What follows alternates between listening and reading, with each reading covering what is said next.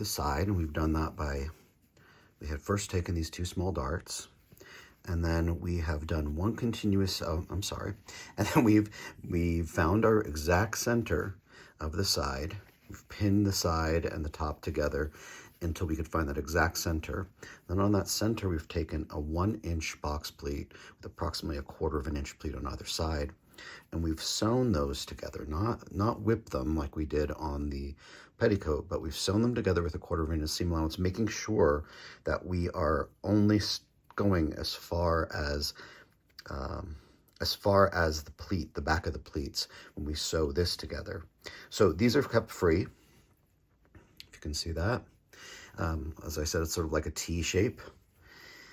And then we've sewn this together. We've sewn the side together in one seam, 1/4 inch seam allowance. We've gone down, pivoted here, and sewn across, and again, stopped there. And then what I'm going to do, just very quickly, is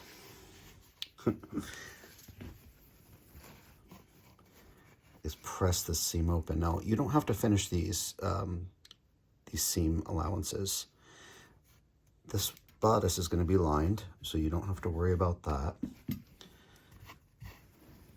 But it is nice to have a nice, smooth seam on the top. Okay, it's not really very complicated. So see how that pleat comes together at the end? And then you can see how the waist comes together as well with these two darts. The darts help to form the waist. And we're going to set that aside now because we've done both sides. At this point, you know, if you want to, you could try it on Belinda, but it really needs to be, she needs to be wearing this over her stomacher. I am going to show you how to make the stomacher, but I want to just sort of fit her. And it's going to be a bit of a, it's a tight bodice. It's not, it's a tight bodice. It's not a sort of a loose thing. Let's see. She's pretty flexible. Can you imagine if this was actually over a 200-year-old doll? You would never, ever want to handle it like this. So it's fun that you can actually play with her. Have some playability is really great. Okay. So she is wearing her, pannier under this. So we may have to do a little bit of adjusting, you know, for the final fit. But I think it just basically will show us, you know, what this front opening is going to look like. So now we're going to be turning this under in the next step. And we'll be turning under probably about, I would say, 1/4 to a half an inch. And we're going to be, so you can sort of see how her skirt sort of fills that little, the pannier and the skirt fill this out to the correct silhouette. But we're going to be doing this after we've done the stomacher, because I just wanted to make sure that there's a nice overlap with the stomacher. It's not covering too much. It's not that the stomacher is sized properly. And it will be sized properly in your pattern.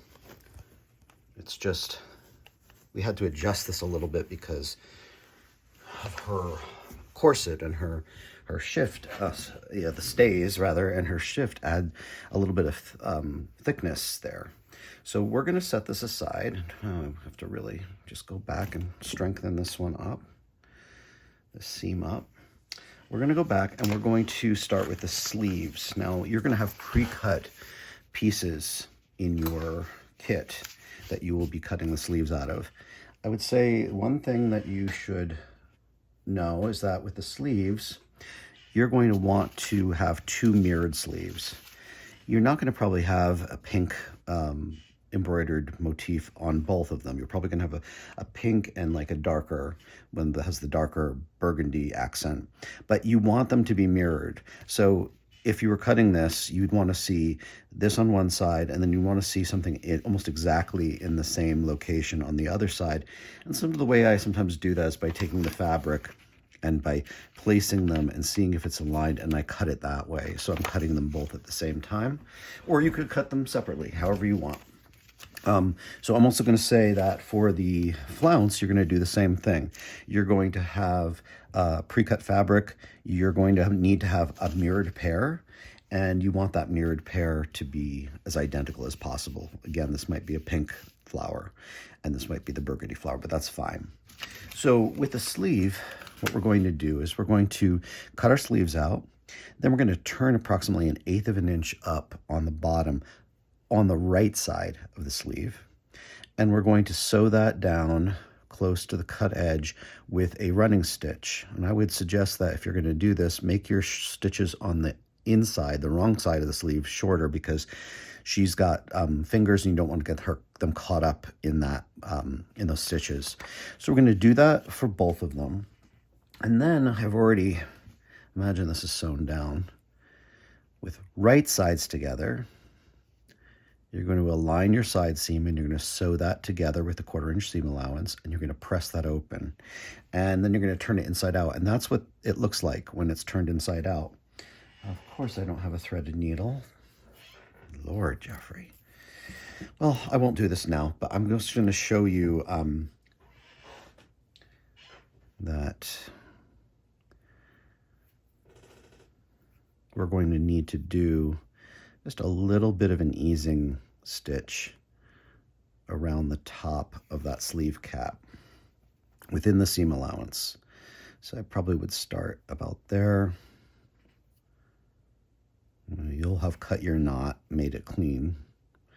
But you know, with an easing stitch, it's just going to be like a small gathering stitch, because this is a way that you might be able to pull up. If you've got a little bit too much, you can pull up the fullness to fit the arm's eye. And we're actually going to be embellishing the sleeve before we insert it. It's just probably much easier to do it when the sleeve is not sewn in. It gives you a little bit more elbow room, so to speak. So we're just going to continue doing that. And then once you've done that for both of your sleeves, I always like to have my tail on the inside, so when it's inset, I can sort of easily grab that tail of thread and pull it as I need to. But what you can also do is, and we're not going to be, this is not the order you're going to be applying these, but you could also prepare your sleeve, well, cuff, I guess this would be. And the way you're going to do that is you're going to turn this up. Now, I turned this up a little bit more than I think I needed to. The aim of this is to turn your raw edge on this curved bottom edge to the right side, and then you're going to be sewing the soutache, the linen soutache over it. Now, I think I just wanted to have a little bit of like a reveal or an edge of the linen on the side, because that's sort of what we're doing on the front and around the edge. But if you don't want that, you just need to turn up even less than this. Like, I don't know, what would this measure? This is probably like 1/8. Yeah, this is 1/8. So maybe you're going to do like a 1/16. And then what you're going to do is you're going to align that with, in this case, if it's a 1/16, you're going to line that with the edge, and you're going to sew it down on the right side. Remember, we're turning this bottom edge up to the right side. You're going to sew the linen soutache to the right side along the edge of the bottom. So you see, because I have turned over a little bit more, you can see some of that raw edge. You do not want that. So if you did want it to be flush, I would apply it. I would only turn it up about a 1/16 of an inch, but I'm going to have this space just a little bit away from that edge, and that will cover up the raw edge,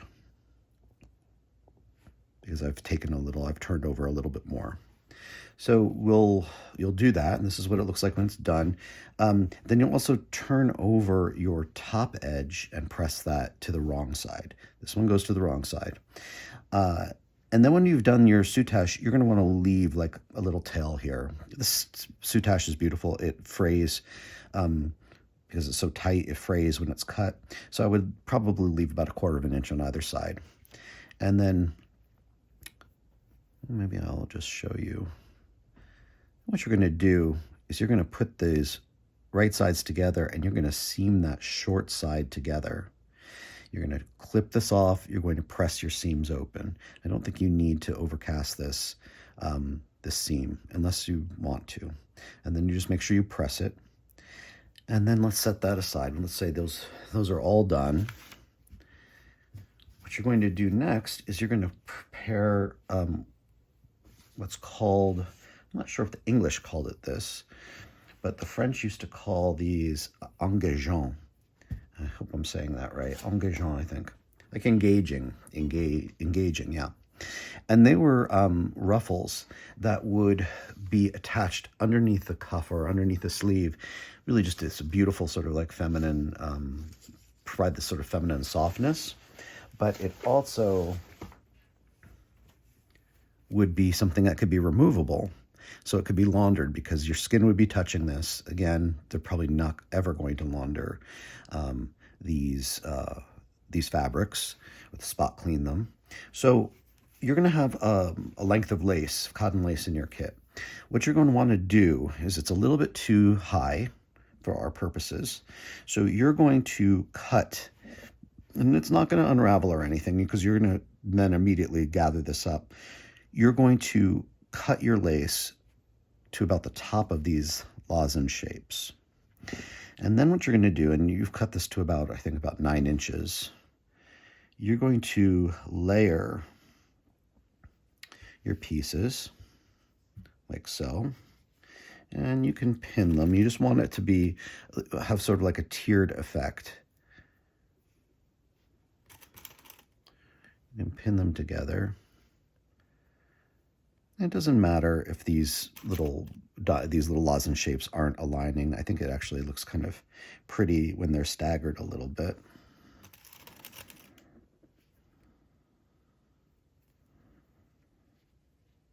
Okay, if you've got a little bit extra, you can just trim it off because what we're going to be doing is we're going to be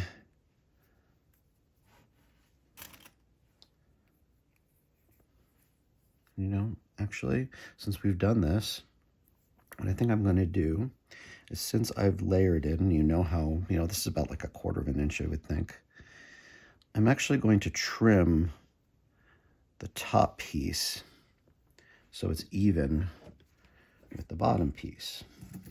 Hopefully I won't trim into any of my pins. Okay, see, it's not fraying or doing anything weird. Okay. And then what we want to do is we want to sew this together on the short ends. And I'm just going to place it like this, pin it together, make sure you're capturing all of your layers.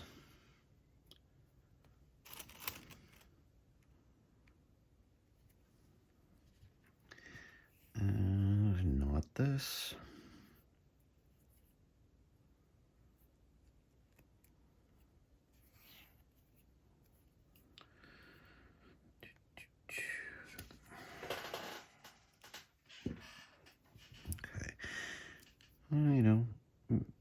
Just again, you want to make sure you're capturing all your layers. You're going to go in there probably and trim it. Why are you?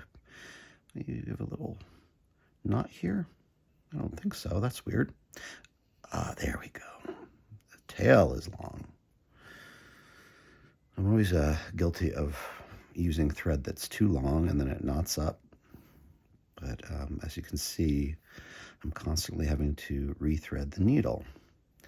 So I would actually sew this closed with a back stitch because this is kind of open and airy, and you just want to make sure it's all being caught or captured in there. It's not going anywhere. It's not going to come apart, but you just want to make sure that you've got everything sort of securely placed. So I'm going to keep going down, doing this fairly quickly. Probably would use a slightly smaller stitch and be a little bit more careful.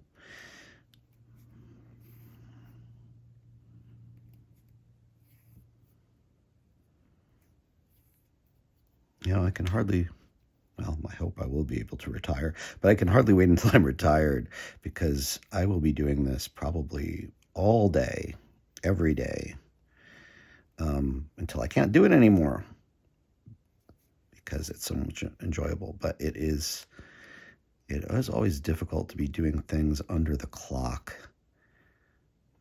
if you know what I mean. It's nice to have the leisure to do something and to be able to put it away and to come back to it, or work on it all day if you want to finish it up. Like, we don't have deadlines with these things. I just want to make sure that you're able to get this video and benefit from it.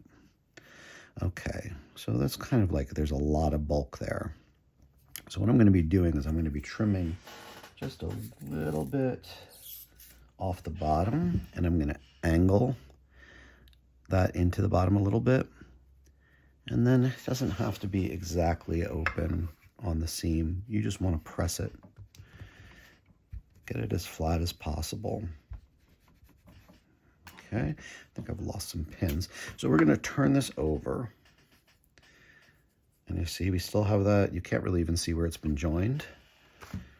Well, I'm sure you guys can probably see it, but normal people probably can't see it. So then what we're going to do is we're going to, let's see, do I have enough thread? Yes, I do. You're going to take your thread and your needle. You're going to cut your tail here. Okay. Now, I would say starting from the seam, you're going to anchor your thread.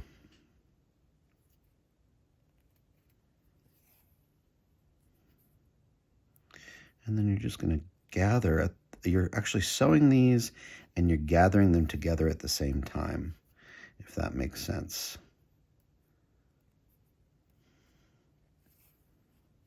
And you don't have to pull it up yet, but it might just be helpful to make sure that you're capturing as much as you can actually capture.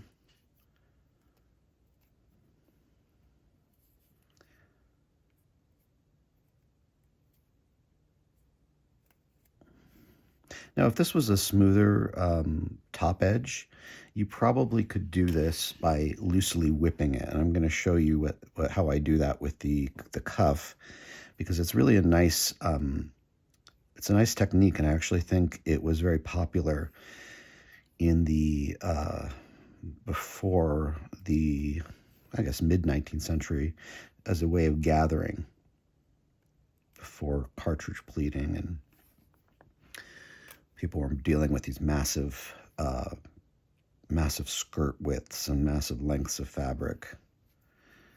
Okay.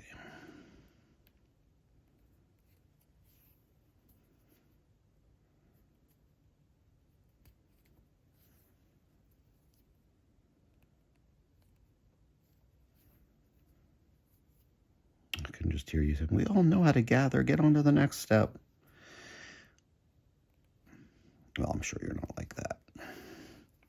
I would be impatient to move on. Let's see. Okay. Okay, no, we didn't gather this, we were pulling it gently, but it's not the size that it should be. What we're going to want to do now, let me just make sure I clip this. I don't know where that came from. What we're going to want to do now is, do you see how this has been applied at the top of this? We're going to want to do the same thing. We're going to want to apply this to the sleeve. And I think we probably could have the back seam aligned with the back seam of this, of the sleeve. So the seam of the Engageant will be at the same back seam as this.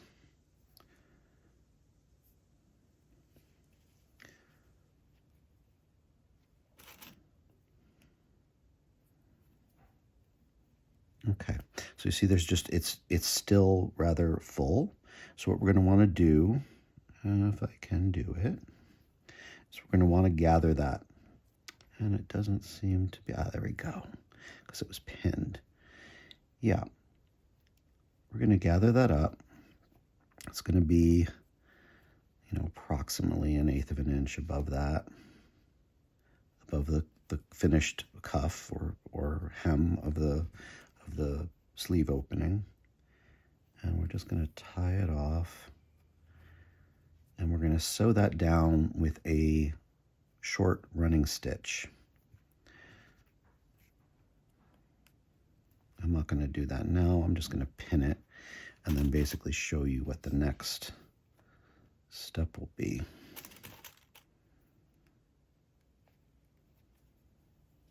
Okay. Yep.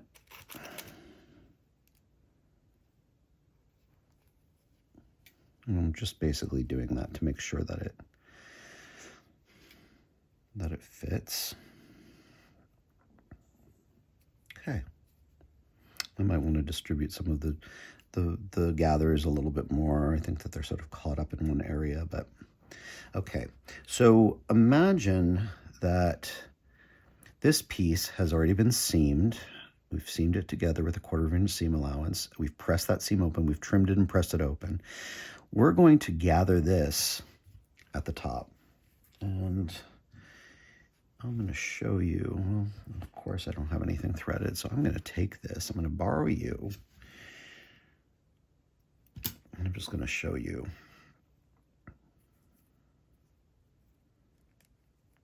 So again, imagine this has been sewn together into one piece on the short ends, and I'll probably just take this out and then sew the sides. So we're going to do a loose whip stitch on the very top edge of this, and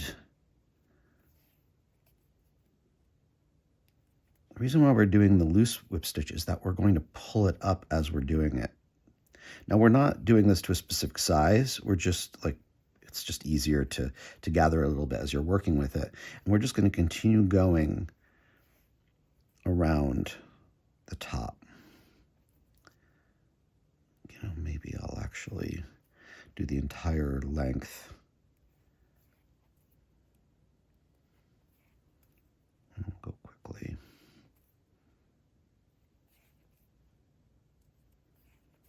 So yeah, it kind of gives it like a pretty little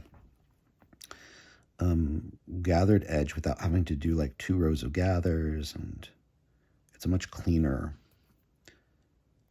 You actually can see this a lot on caps and things, and like lingerie and things that were very sort of fine. You can sometimes see things gathered this way, and then they'll be whipped onto something. Okay.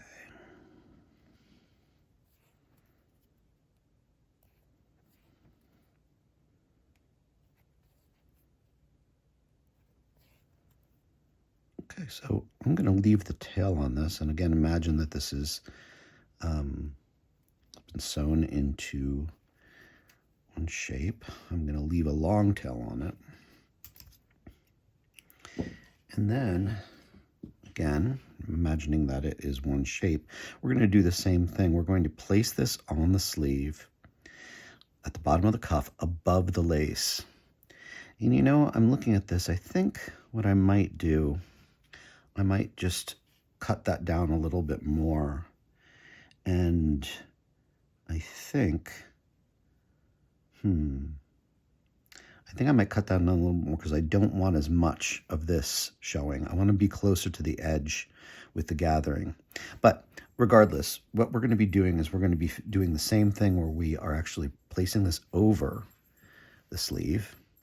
Remember, it's been seamed up, and we're sewing in position. Now, in terms of the position, if we're looking at our sleeve, this is the side opening or side seam. This is your sleeve seam. This is your seam for the cuff. And this is also going to be probably where your other seam is. So there is something that you're going to be doing after you've done all this. And I'm going to show you when it's all sort of assembled together, because we're going to be turning up both the cuff and the lace, and we're going to be tacking it down so it sort of has this beautiful sort of fall to it. And so we're going to be doing that. So what I'll do is I'm going to take this apart, and I'm going to, well, when I say take it apart, I'm just really going to open it up again and trim it a little bit shorter. You know, I'm thinking that maybe it's like this, because I feel like there's just too much bulk up there. You know, pin it before you do anything like this. Just pin it, see what you think. Like, is that the length that you want? You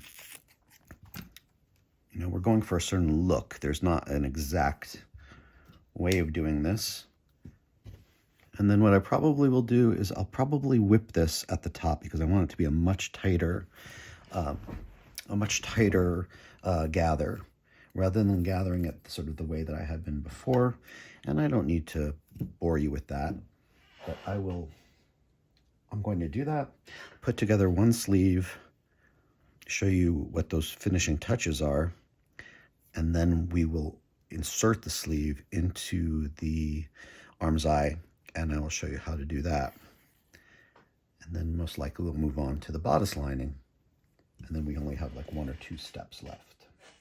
So in terms of the cuffs, or this flounce, there is a left side and there is a right side. So if you're actually looking at the doll, and we're thinking that this is the underarm seam, this seam aligns with that, and the seam of the lace aligns with that, there's going to be a much deeper side on the back and a much shallower side on the front. So that kind of gives you an idea that, you know, you just see the way that your cuff is facing, and you know what side the sleeve is facing. So in this is sort of like a pretty effect that they came up with, that I think is really charming, is that if you sort of imagine, well, you don't have to imagine, this is the center of the sleeve, this is the side seam of the sleeve. Imagine that you're just, again, imagine, you're going to be folding up a bit of that cuff. So it's almost as if, I think you sometimes see these like on, you know, men's costumes of the earlier in the century. But what we're going to be doing is we're going to be folding that up, and then we're also going to be folding up some of the lace. So it sort of just like falls over that, you know, sort of like it's like it's pulled up at the same time as the lace is being pulled up. And we're going to tack that down. And I actually can't believe it. I think I have a threaded, knotted needle. No, it's not knotted, of course, but I have a threaded needle at least.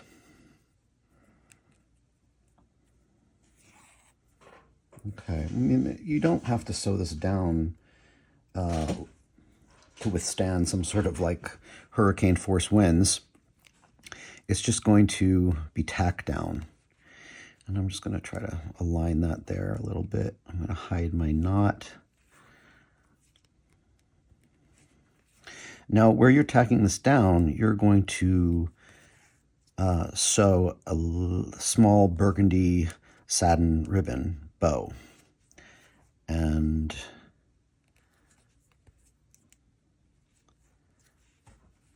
you don't even really have to hide your thread loop, because, I mean, your thread, and because you're going to be covering it.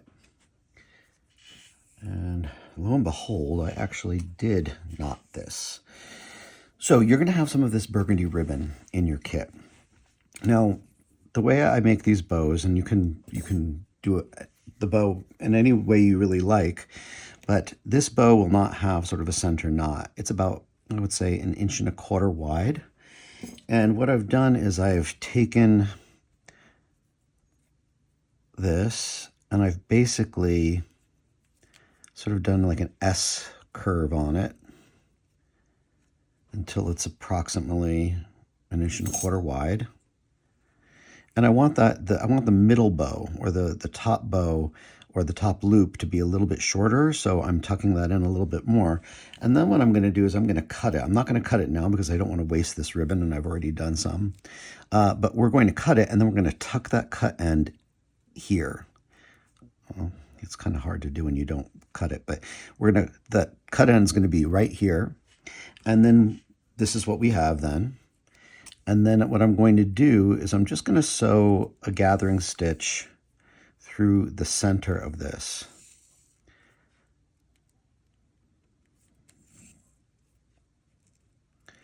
That's going to have to be kind of a large gathering stitch because you're going through a lot of layers of the satin ribbon. So sometimes I'll even loop the thread around so I can pull it really tightly. And then we're just gonna bring this to the back. Fluff it up a little bit. And we're going to sew that here. You can even just like use the same thread that you've been using for the rest of this. If you see a little bit of this, of the tail coming out, you can always just either tuck it back, tack it in, but it's not going to really stick out that much when you've just finagled it a little bit.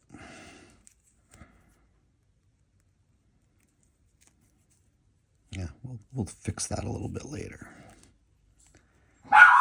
Ah, and there goes baby. So what we're going to be doing is we're going to be tacking that down. And then in terms of how we're going to set this into the sleeve, and I'm going to show it to you, into the arm's eye rather, I'm going to show it to you on this finished dress. Again, there is a left and there's a right. In this case, we're doing the left sleeve as you're facing the garment. You're going to align your side seam with the sleeve seam with the cuff seam. And then you're going to be sewing it in place. This is a little difficult to see, I guess, because the lining's in place. But you're going to be sewing it in with a 1/4 inch seam allowance, and you're going to be doing it with a very tight little back stitch. Now, I had said that you could put an easing stitch around here. I think the sleeve is a pretty good fit, but the easing stitch might help you to sort of get that shape. So I would say use the easing stitch, put it in, pull up the easing stitch a little bit, and then open it up and work it with your fingers until it feels like it's a good fit. Pin it. You can baste it and look at it. I did not baste this one, but I used the method I was talking about, and it is a good fit. They did a good job with this pattern. So after that's done, let me just take this off of her. After that's done, you're going to go in and you're going to clip to probably about 1/8 inch. Let me just see if I have any smaller scissors here. I could probably use the gold ones. You're just going to clip some of that. See, you just want to reduce some of this bulk because it's a tight sleeve. Just make sure that you're not cutting into your actual stitching, which would not be good. I'm just going to trim that all the way around, and then you're going to give it a tight overcast. And this will just reduce some of that extra fabric that's going to be around her armhole, because the next step will be, ooh, this does not want to cut. I think I need to get a sharper pair of scissors here.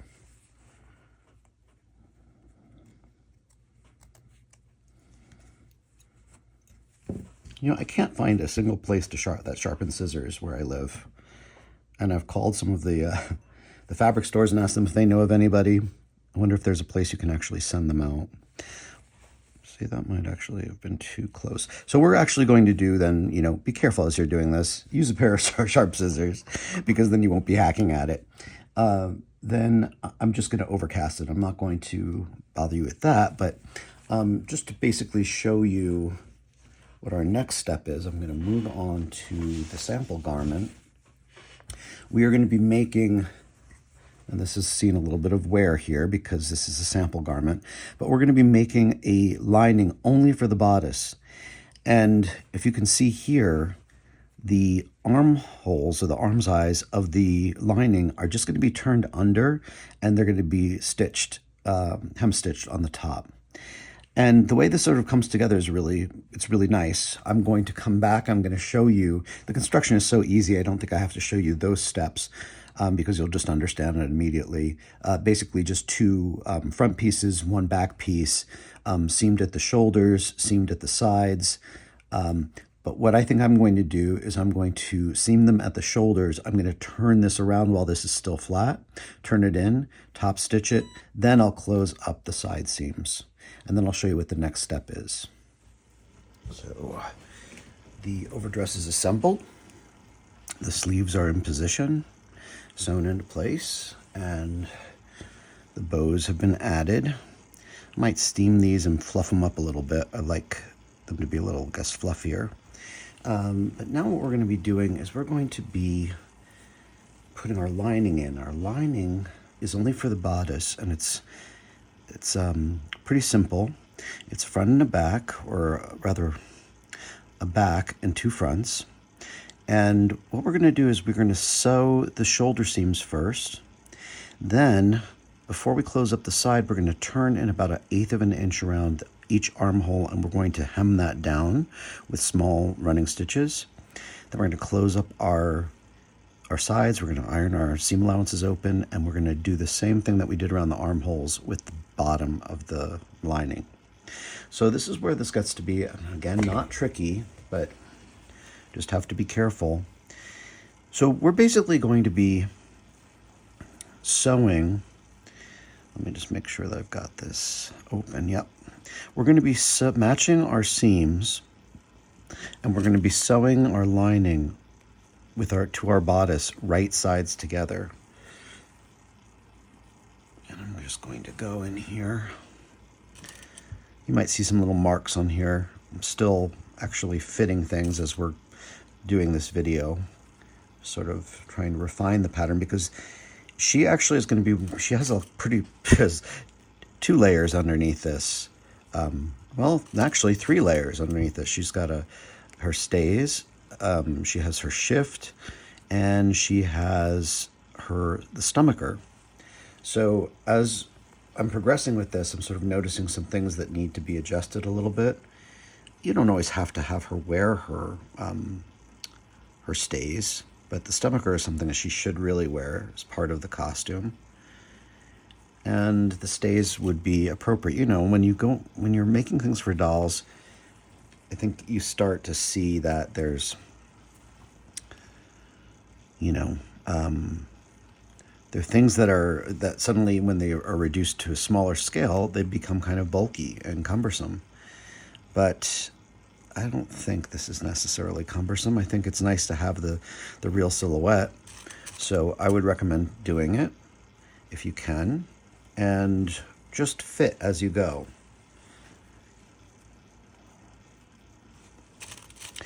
So we're basically just putting this right side to right side, and you have to sort of work around the sleeves because they will get in the way a little bit.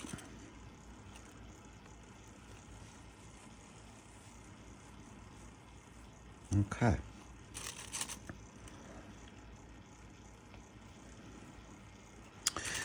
So now what I'm going to do is I'm going to sew around all these edges, and I'm going to stop at the fold. I'm going to stop at the fold on each side, the fold of the bottom of the lining. And I don't think I'm going to do this with a 1/4 inch seam allowance. I think I'm probably going to do this with, let's see. I just don't want it to become too short on the shoulder. I'll try 1/4 of an inch. Just let's make sure it's a true 1/4 of an inch. And I'm I'm guilty of not sometimes doing a true 1/4 of an inch. So I'm just going to make a little mark for myself. And you can mark this, and I'm marking in because I'm going to be adjusting this in the pattern. And of course I don't have well, I do have something already threaded, but it's not going to get me all the way around there. I'll just start it.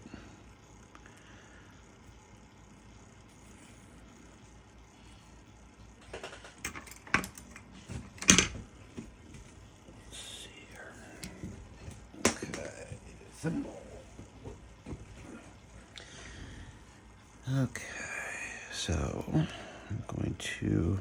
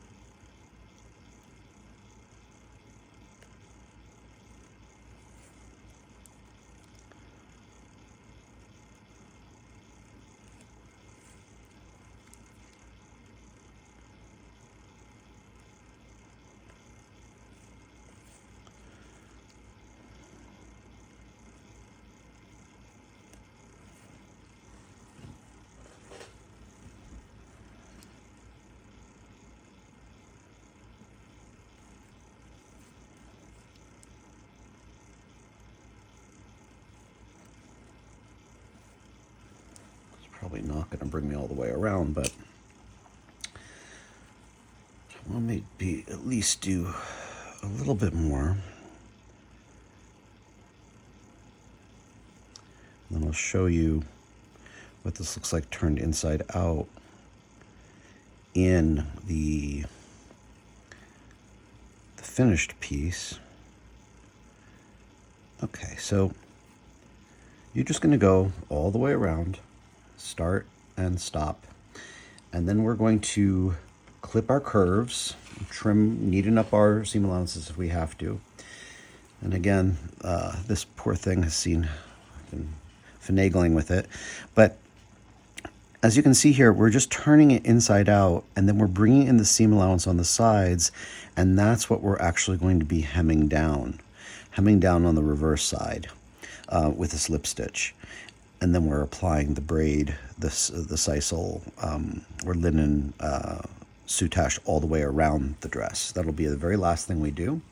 So I'm going to turn that inside out after I've clipped and trimmed, and it's not actually, it's a floating lining. It's not attached at all, except for where it will go over this, the box pleat at the back. So what I think I'm probably going to do is when I get to that point where I've turned it over, I'm going to just secure the box pleat with pins so it doesn't shift. And then we're just going to slip stitch just between these 2 points, between these 2 seams, the side seams all along the back. We're going to slip stitch that and keep that in place. If that makes sense. So I'm going to continue doing this. I will be back, and if I can find my needle, we will be back and I will show you how this looks turned inside out. And I'll probably already start to iron in some of the seam allowance on the side so we can actually move forward with that as well.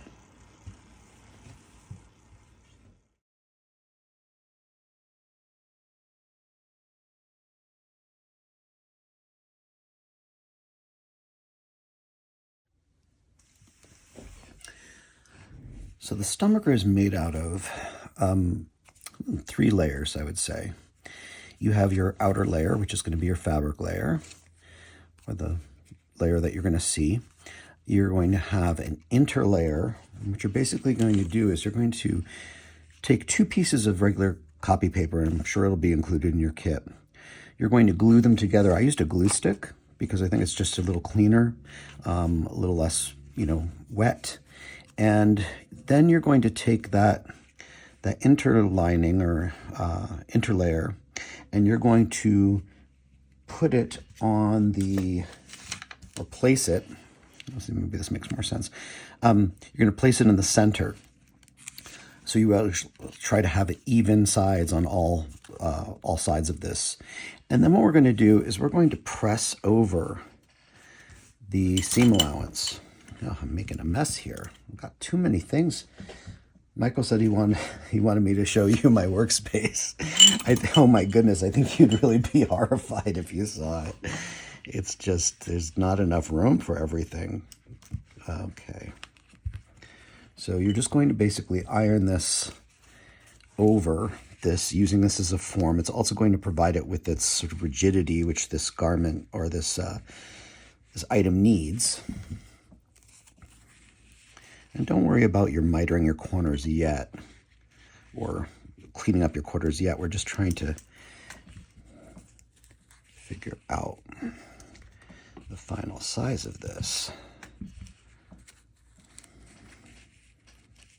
Go. Okay. Now, in order so this is not so bulky, what I'm going to do is I'm going to trim off a little bit from the corners. So you see where we've done that? You don't have all of that bulk there. We're going to do that pretty much. You can follow actually your fold lines if you want. We're going to do that pretty much on all the points of this.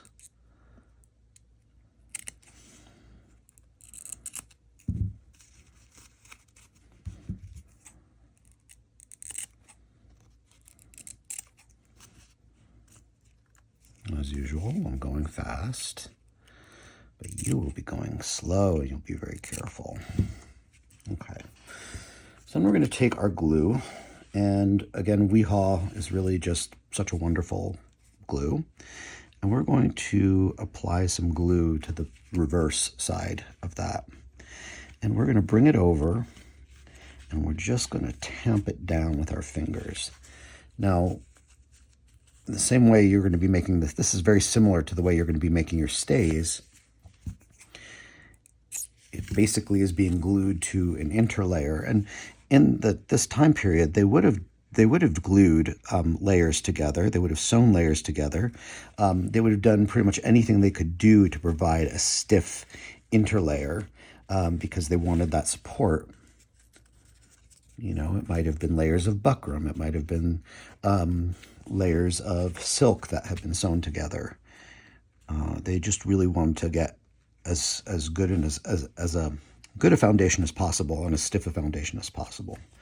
And this piece probably wouldn't have been boned.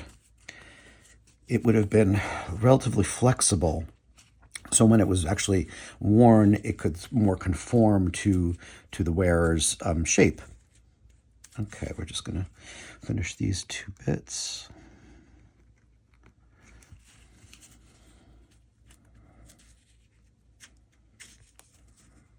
You know, I think it probably is also a good idea whenever you're using the glue to keep some wet wipes by you, just to... Now, I want to just point something out to you. When I cut this, I wanted this to be my center, which I think it's much prettier than this because we've got this negative area down here. Unfortunately, when I cut it, I realized, oh, I didn't give this enough seam allowance, so I had to recut it, and I had to make a new little pattern piece, and it'll all be correct in your kit. A new pattern piece, I had to recut it, but this fabric is so precious, I only had just a little bit left over, so I had to use that. So, shame on me. So what we're going to do next is we're going to press in the seam allowance. And you could actually do this. Let me see, where is our interlayer? You could probably do this like this if you wanted to. Actually, I just thought of that. Maybe that would be a good idea. You're going to use this interlayer to press, or your pattern piece, to press this piece into shape.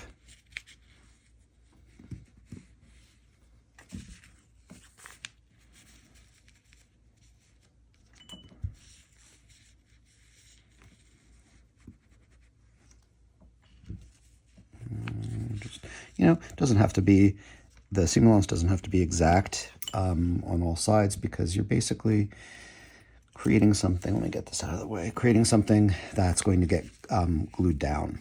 So I think it's probably fine. Okay, so this is your lining.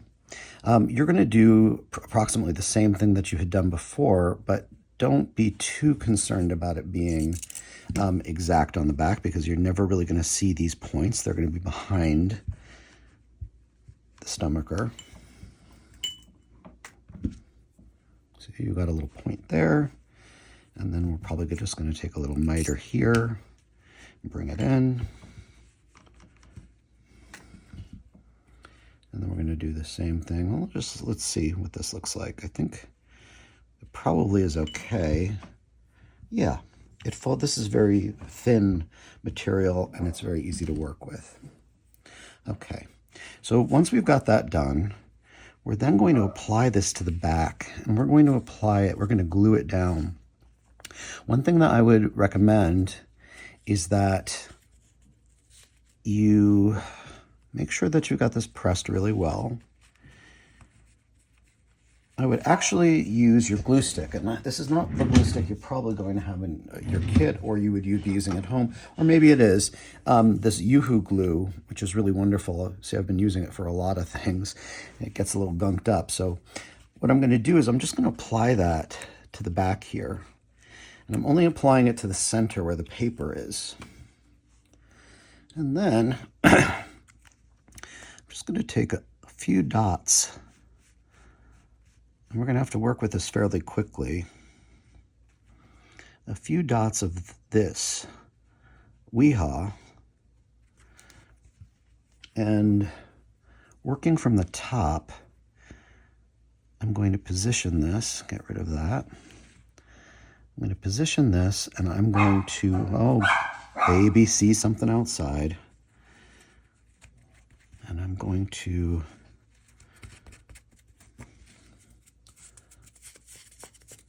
smooth it down. Now you could press this. I'm actually going to press it now to get it as flat as possible. It also helps the glue to dry a little bit. Okay, my goodness. She's really going to work my last nerve. So once you've got these two pieces together, you're going to trim it. And you're going to trim it using the linen soutache. Now, you could sew through this if you wanted. If you really wanted to make sure that this was together and it wasn't going anywhere, but I can guarantee you it's not going to go anywhere, you could whip these edges together, but I think this is probably going to be fine. Using this soutache, you're going to, and I should have glued an end, you're just going to glue an end. Let's say we let that dry, or maybe do I already have a glued end? No. Well, I sort of do. You're going to take the soutache, and you could do one of two things. You could either sew it on, or you could glue it on. And I'm going to opt for gluing because I think it's just going to be much faster. You could use, clamps to hold it in place. I'm using these to dry some flowers, but rather to hold some flowers that are drying. You could sew it, as I said. Then you're going to see the stitches on the back, which does not matter at all. But what does matter is that you start approximately at the center of the top of the stomacher. And the reason why we're doing that is that there's going to be a double bow as our next to last step. There's going to be a double bow that we apply here. Now, one thing that I failed to mention, and I'm still trying to think about the best way of doing this. In the sample, there was actually a piece of linen fabric that had been looped over, and I'm thinking of using, I just have to step away and find it. This may not be what you get in your kit, but I think it's a really nice linen tape that I'll be using for the panniers. You're going to be cutting, let me see, 2-inch lengths of this. About 2 inches. Now, you have two choices here. These are going to be the tabs that are going to hold your stays on, or you're being able to pin into them. Now, these could have been applied, and maybe they should have been applied. Let me take that back. I'm gonna see, you can always open these things up. It's great. Nothing, there's no damage here. The idea is that you're going to apply these, put them in before you glue in your lining. I was actually thinking I was going to sew it to the back, but why bother with that when you know, I'll just open up a side here. You're going to have 3 on each side.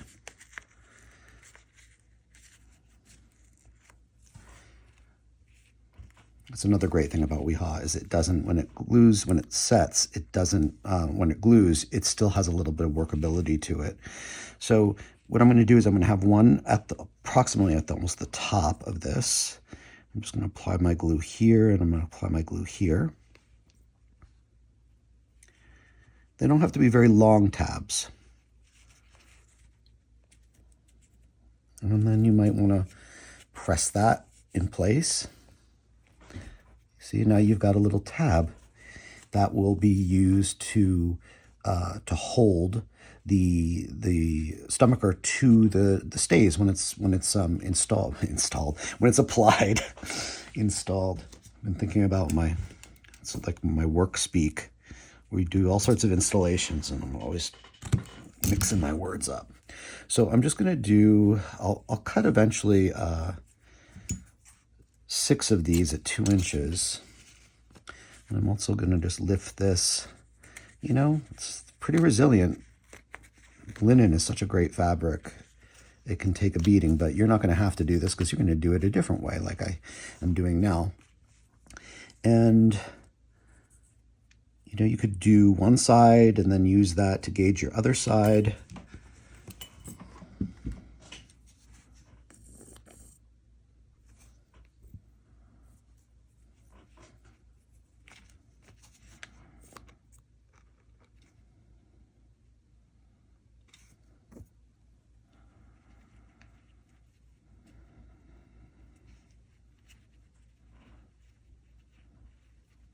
There we go. Just give it a good press. It's not going to go anywhere again. Okay, then we're going to continue doing that. We'll do one in the center and one a little bit above the bottom of these 2 points. So what we're going to do is after that's done, and see that's already set really beautifully, we're going to continue gluing our linen braid all the way around the edge. And then we're going to make a double bow out of this beautiful burgundy satin ribbon. And, you know, this is sort of a true bow. You can have tails if you want. It doesn't have to have tails. But you're basically going to be making a double bow, and I'll probably do a constructed bow, which is when you're taking your material and you're making basically, in this case, sort of similar to the bows that we did on the, and you just might hold it up and see what you think. Maybe you want it to be a little bit bigger. You know, there's no hard and fast rule to this. You just want it to feel very 18th century like, and if there was a time for bows, it was the 18th century. Yeah, maybe I'll make it a little smaller. But you're going to basically make a double loop. You're going to gather that up in the center, and then you're going to take another piece of burgundy ribbon, and you're going to make a little pleat on one side of it, and you're going to tack that. Then you're going to make a pleat on the other side going in the opposite direction, and you're going to tack that, and that's going to be your center. And that makes this just really pretty, like it feels like it's actually a tied bow. It's a very pretty effect.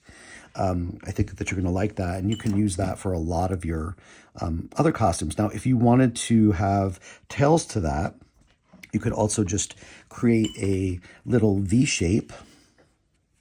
You could do it in a couple of different ways. You can gather it up through the center, and then you could apply it to the back. So there's some little tails coming down there. There's a whole bunch of things you can do with that method, and it's really I love constructed bows. I love tied bows, but I really love constructed bows because I feel like they just give you so much more control over how the material is lying, or is laying, or however they say it, how the material is behaving. Let's put it that way. You want your material to behave.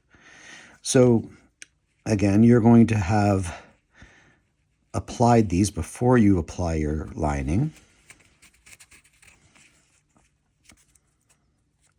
And then we'll have another one approximately at the bottom.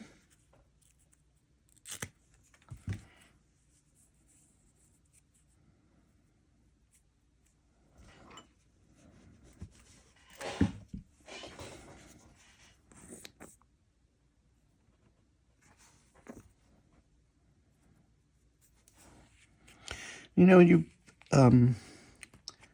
might want to just like step away, have a cup of tea, let this thing dry before you start to actually decorate it any further. Or, you know, you could just keep working on it. I think this glue is so fast drying. I don't think that it's going to, well, it's fast drying, but it's still pliable. I don't think it's going to be a problem however you do that. You know, you might want these to be a little bit shorter, but I think that's about a 1/2 inch. That feels about right.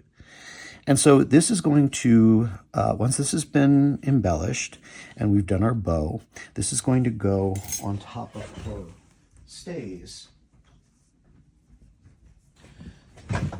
And be attached to the stays. So basically these little tabs are going to wrap around her body and they're going to pin into her stays. And there are going to be little pins that are going to be provided to you that you'll see how that works. And then the overdress basically goes over this and it covers the edges of these, and then it flares out. You see, I haven't actually, well, there's 2 skirts here. You can see sort of how that's going to work. You know, it's like everything in this time period, everything, probably with the exception of men's clothing, was pinned on for women. And it must have been a little bit cumbersome to have all those pins all over you. I don't know. It would be interesting. I've never really read anything where someone talks about that in terms of letters or diaries or anything. But there we have it. We're going to continue doing this, and then we will move on to... We're going to start decorating the hat form. This is a really fun project. I love making hats, but they made it so easy for you by providing you with a hat form that's already pretty much done. It just needs to be decorated. So what I started with was I glued, and I'm pretty much only using glue for this, I glued a length of the linen soutache around the crown. I sort of like looked at the hat and thought, what was going to be my back? And I started there and I ended there.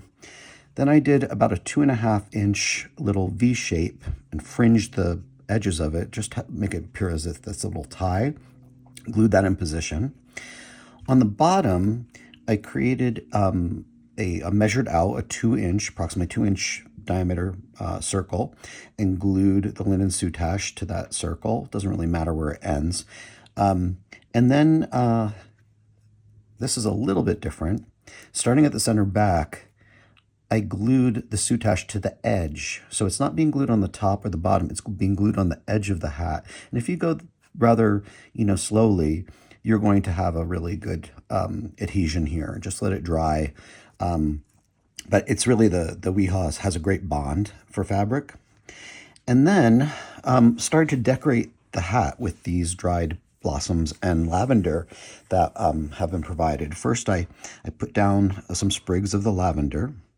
And then as far as these little flowers are concerned, they're kind of like, they're very, very delicate. And I thought, okay, I could glue these down one at a time, but it just seemed like it was quite a bit. So what I did was I put them together, and you can even do more than this. I put them together in like a little clump, just some different, they're not all even. Some are a little longer and some are a little shorter. And then I put a little dab of WeHa just to hold the stems together. And when that was dried, I actually just cut it And I basically started, you can do this however you want. I started sort of having some come out this way, some of them come this way with the stems pointing in, and then I filled it in with some shorter ones. And then I actually just started to apply loose blossoms. And, Weehaw dries clear, so it's not going to show up. It's a great, again, it's a great tool. And then sort of the thing that makes this really, really charming is that in the sample, you're going to see that there are some lavender blossoms. And I love lavender. We just actually cut our lavender down, and I didn't save any of the blossoms, but I should have. They're lavender blossoms, loose lavender blossoms that have been sort of glued around the brim of the hat. So the way I would suggest doing this is you're going to have to pull there'll probably be some loose blossoms that are going to be in the bag that the lavender comes in, because it's rather fragile. I probably would just take a few of them and using a tweezers or something. This doesn't have to be like in a line. It's just sort of an arrangement of blossoms, of buds, whatever you want to call them. And I would just sort of like place them on this strip of glue around the crown. And I would use a tweezers for that. I think they're a little small, and you just want to make sure that they are well glued.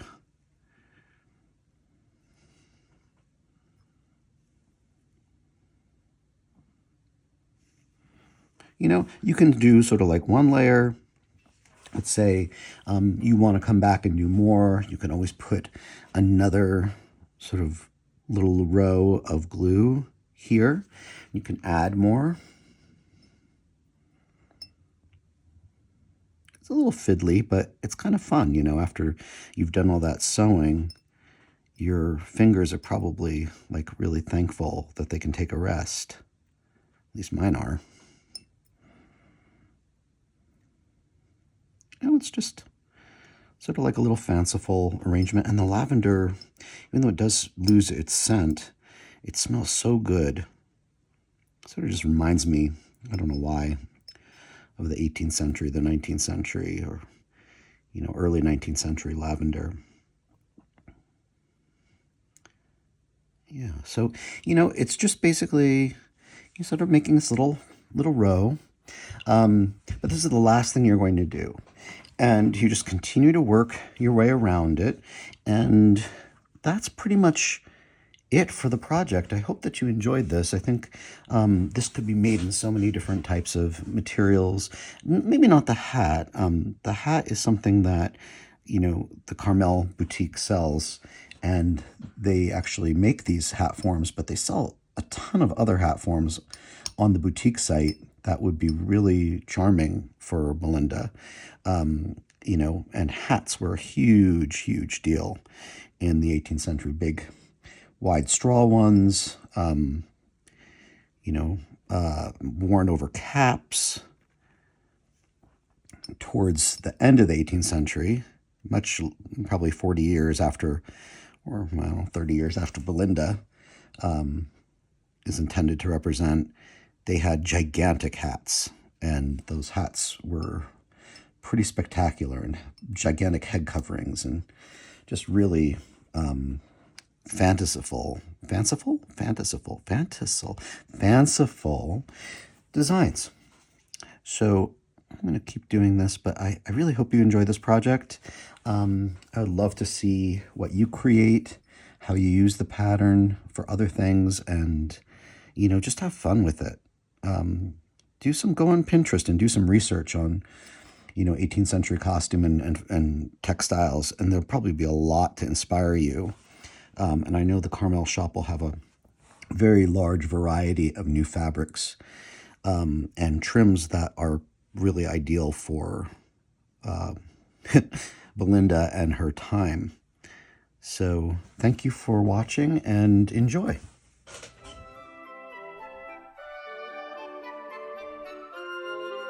Remember to like, subscribe, and hit that notification button.